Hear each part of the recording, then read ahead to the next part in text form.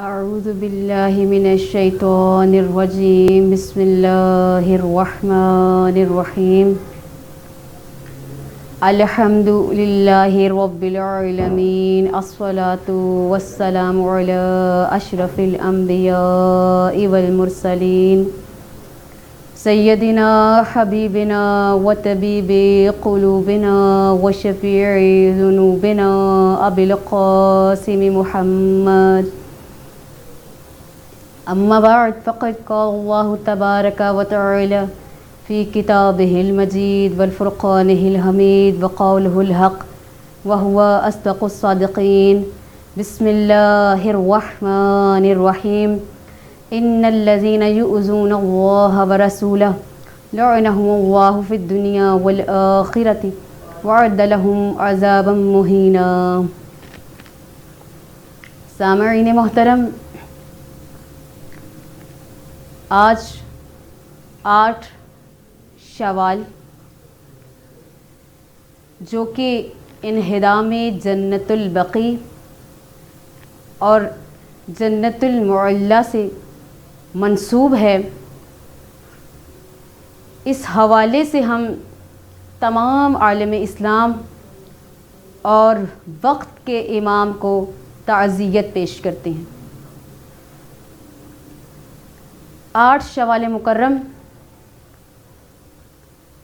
سن 1346 ہجری 21 اپریل بروز بدھ 1926 عیسوی کو شیخ عبدالعزیز نے اور سعود نے مدینہ منورہ میں جنت البقیع اور مکہ معظمہ میں جنت المعلیٰ کے قبرستانوں کو مسمار کیا۔ جنت البقیع کہ جس میں ائمہ اہل بیت، صحابی رسول، جنگ بدر اور احد کے شہداء مدفون ہیں، اور جنت المعلیٰ کہ جہاں پر رسول خدا صلی اللہ علیہ وآلہ وسلم کی والدہ اور آپ کی زوجہ جناب خدیجۃ الکبریٰ کی قبر اطہر ہیں۔ 8 شوال کو تمام روضے اور مزارات جو جنت البقیع میں تھے ان کو مسمار کروا دیا گیا۔ توجیحات کیا پیش کی گئی کہ لوگ آتے ہیں ان قبروں کو چومتے ہیں، تو قبروں کو چومنا شرک ہے، بدعت ہے۔ اگر قبروں کو چومنا، روضہ رسول کو چومنا، ائمہ اہل بیت کے روضوں کو چومنا شرک ہے، تو کیا کسی بادشاہ کے ہاتھوں کو چومنا، ان کی آبا کو چومنا شرک نہیں؟ کیا کسی وزیر مملکت کے ہاتھوں کو چومنا شرک نہیں؟ کیا کسی پیش امام کے ہاتھوں کو چومنا شرک نہیں؟ اور اگر وہ ہاتھ نہ دے تو اس کی آبا کو چومنا شرک نہیں؟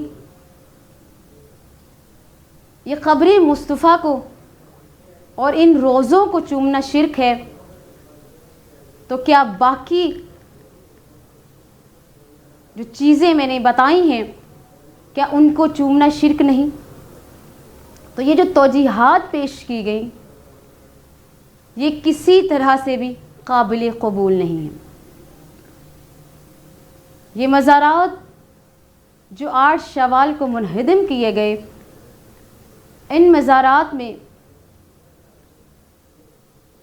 جناب شہزادی کونین جناب فاطمہ الزہرا سلام اللہ علیہا کا روضہ اقدس بھی شامل تھا کہ شہزادی کے روضے کو گرا دیا گیا مسمار کر دیا گیا، منہدم کر دیا گیا۔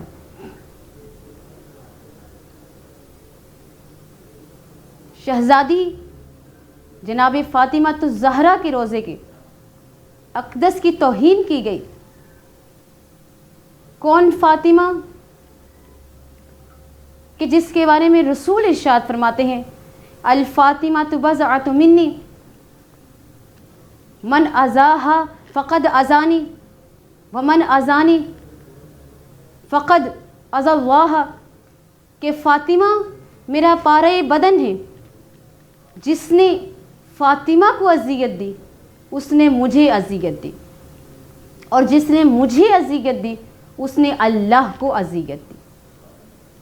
یہ رسول خدا ارشاد فرما رہے ہیں جناب فاطمہ کے بارے میں کہ فاطمہ جو رسول خدا کا نور العین ہے، رسول خدا کے دل کا چین ہے، قلب محمد کا چین ہے، وہ فاطمہ کہ جن کے آنے پہ رسول خدا اٹھ کے کھڑے ہو جایا کرتے تھے، جن کا استقبال کیا کرتے تھے، جن کو اپنی جگہ پہ بٹھایا کرتے تھے، اس شہزادی کے روضے کو مسمار کر دیا گیا۔ جب کسی کی اولاد کو تکلیف پہنچائی جائے تو باپ کو کس قدر اذیت ہوتی ہے، تو یہ کیسے ممکن ہے کہ آل رسول کو اذیت پہنچائی گئی ہو اور رسول خدا کو کوئی تکلیف نہ ہو، رسول خدا کو کوئی زخمی دل نہ ہوا ان کا؟ یہ کیسے ممکن ہے کہ آل رسول کو اذیتیں دی گئی ہوں اور رسول خدا کو کوئی دکھ نہ ہوا ہو، ان کا قلب زخمی نہ ہوا ہو؟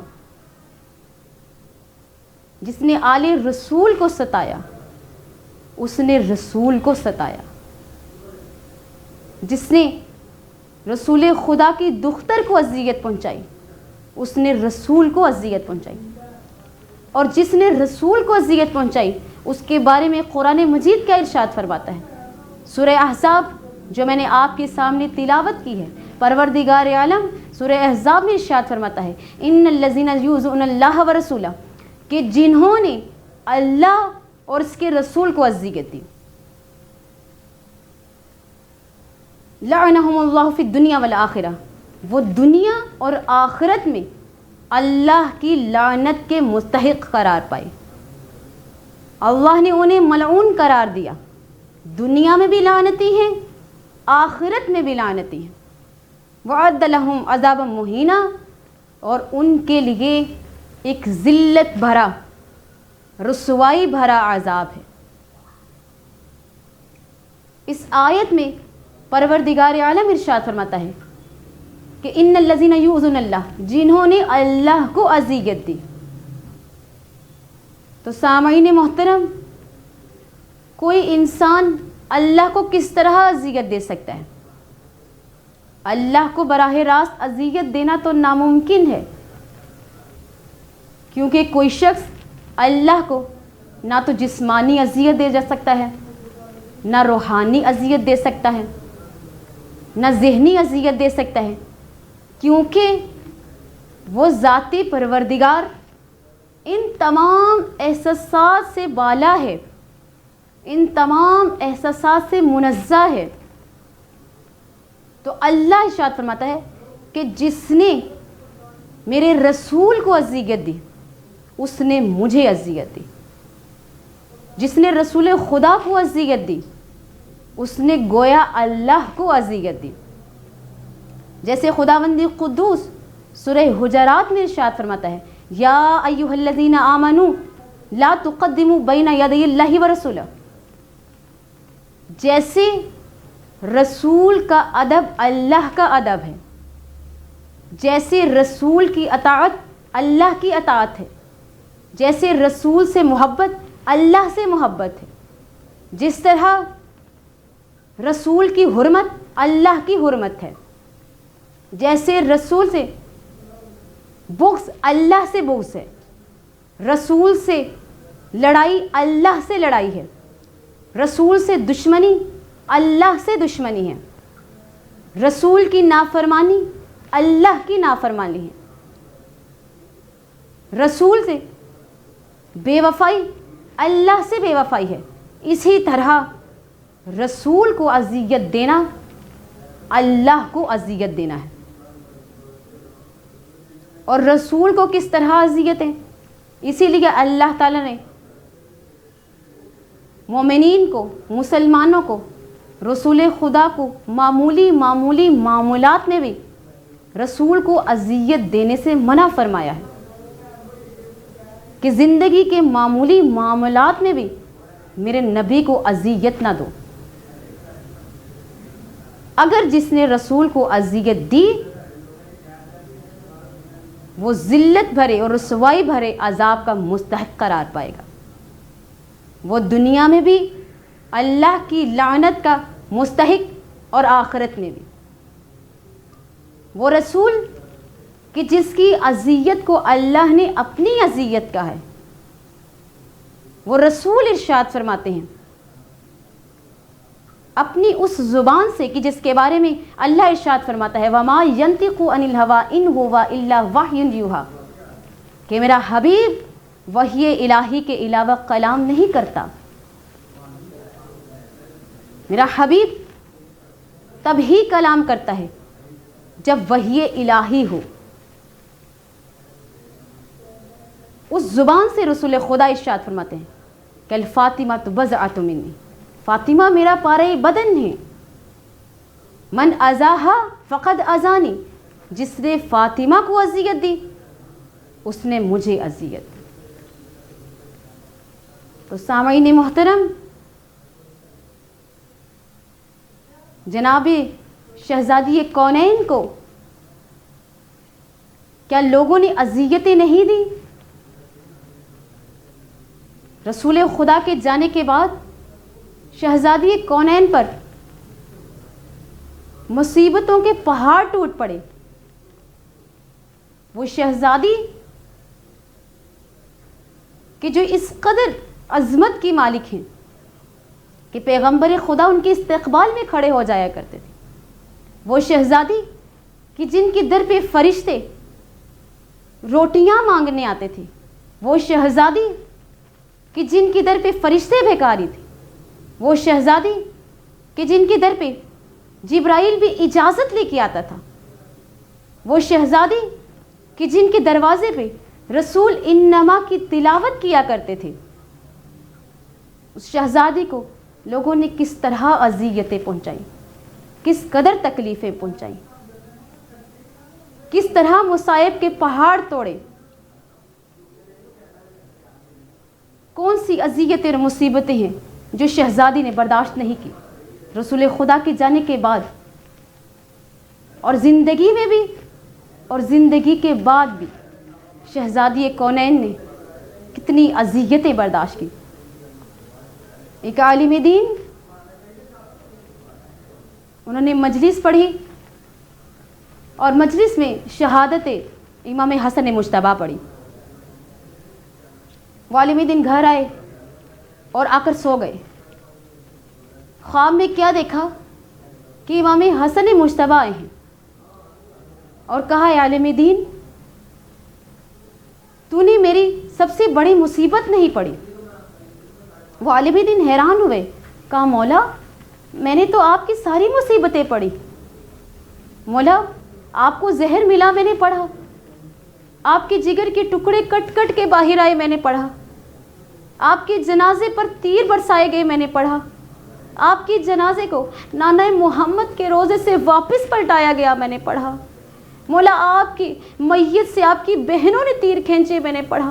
مولا میں نے تو سارے مصائب پڑھے ہیں. مولا فرماتے ہیں تو نے میری سب سے بڑی مصیبت نہیں پڑھی. وہ عالم دین ہاتھ جوڑ کے کہتے ہیں کہ مولا آپ کی سب سے بڑی مصیبت کون سی ہے؟ مولا فرماتے ہیں میری سب سے بڑی مصیبت یہ ہے کہ مجھ حسن کے سامنے میری ماں زہرا کو لوگوں نے تماچے مارے، میری ماں زہرا کو لوگوں نے تازیانے مارے، میری ماں زہرا پہ لوگوں نے جلتا ہوا دروازہ گرایا، میری ماں زہرا کی لوگوں نے پسلیاں توڑی. اجرکم من اللہ، یہ سب سے بڑی مصیبت ہے میں ہاتھ باندھ کے کہوں گی مولا، مولا یہ تو آپ کی زندگی کا واقعہ ہے۔ جناب سیدہ جب اس دنیا سے رخصت ہو گئی تو لوگوں نے انہیں تب بھی قبر میں چین نہ لینے دیا۔ میری شہزادی، میری شہزادی کبھی کربلا کے جنگل میں حسین کے بے کفن لاشیں پہ روتی ہے، کبھی کوفہ اور شام کے بازاروں میں زینب کلثوم کی چادر پہ روتی ہے، کبھی شام کے زندان میں سکینہ کے تماچوں پہ روتی ہے، کبھی پل بغداد پہ رکھے ہوئے قاسم کے لاشیں کو روتی ہے۔ اجرکم من اللہ، کتنی اذیتیں برداشت کی میری آقا زادی نے کہ رسول خدا جب اس دنیا سے رخصت ہوئے تو شہزادی دن میں بھی گریہ فرماتی، رات میں بھی گریہ فرماتی۔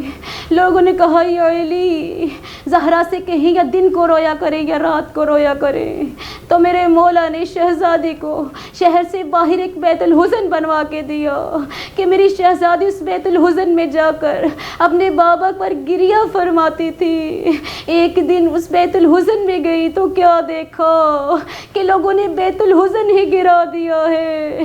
میری آقا زادی پر کتنی مصیبتیں آئیں کہ اپنی زندگی میں بیت الحزن کو گرتے ہوئے دیکھا، در زہرا لوگوں نے گرا دیا، اور جب اس دنیا سے رخصت ہو گئی تو شہزادی کا روضہ اقدس مسمار کر دیا، شہزادی کا روضہ اقدس گرا دیا گیا۔ کس قدر اذیتیں برداشت کی اس شہزادی نے۔ میں کہتی ہوں یا رسول اللہ، جو بھی زائرین مدینے جاتے ہیں مولا سب کو لے جائیں، سب کو بلائیں، مدینے کی زیارت کروائیں، لیکن یا رسول اللہ جو بھی زائرین مدینے جاتے ہیں کیا دیکھتے ہیں کہ یا رسول اللہ آپ کا روضہ تو منور ہے، آپ کے روضے پہ تو رونق ہے، لیکن دیکھیے آپ کی لاڈلی بیٹی کی تربت پر کس قدر غربت کے سائے ہیں۔ شہزادی کی قبر پہ کوئی دیا نہیں ہے، امام حسن مجتبی کی قبر پہ دیا نہیں ہے، فاخر العلوم کی قبر پہ دیا نہیں ہے، جعفر صادق کی قبر پہ کوئی دیا نہیں ہے۔